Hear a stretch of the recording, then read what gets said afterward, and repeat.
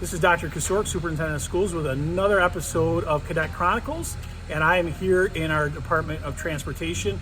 First of all, I want to thank all of our drivers and our mechanics and everybody on staff for always keeping our students safe to and from school and extracurricular events. I'm here with Matt Schultz. He is our Director of Transportation, and we're going to talk a little bit about what goes into deciding whether we're going to have school during inclement weather, because unfortunately we're in November and we're getting closer to that time when those decisions are going to have to be made. So Mr. Schultz, tell us about that. Sure. So first and foremost, our goal is to make sure kids are safe, whether they're getting to school or they're staying home if we have to make that decision. So that's number one on my mind. The morning starts early, 3:30 or 4. I'm up kind of reading reports the night before. You and I connect on things. So my process is to talk with local area Department of Public Works, also some other directors who live in the area, whether it's Spencerport, Brockport, Grease, and Gates. Those are kind of the 4 or 5 I connect with. We just put a whole package together, and I'll call you and say, here's what I'm thinking. I've been out on the road. Here's what I see as the road conditions. Here's what the forecast says. It could get worse or it's not going to get worse. Primarily, it's heavy snow. That's the thing we see here most often. But we could be in situations where we get ice. And one of the things we try to do to get our buses ready to go in the morning if there's ice and the roads are being treated is we start those buses, 10 or 15 minutes prior to their run.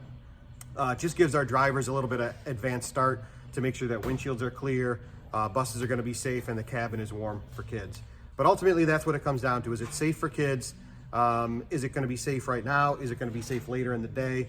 That's primarily what we focus on.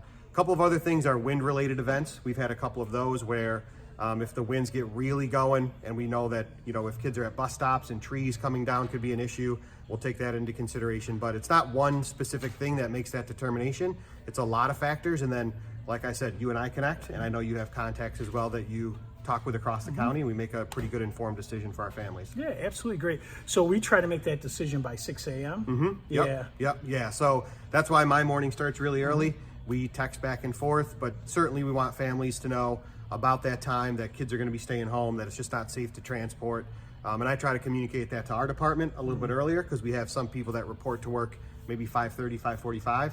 So we don't want them coming to work either. So that really is crunch time between 5 and 6 o'clock. Yep. Absolutely. Yep. And I know that we have tried to make the decision the night before, and that's really nice, but sometimes we get spoiled with that. We really often have to wait until the morning of. So we try to do it the night before so that we can make childcare accommodations and all of that. But really at the end of the day, we may be making it early in the morning. So we're just going to close it out, Matt. Anything else you'd like to share with our community?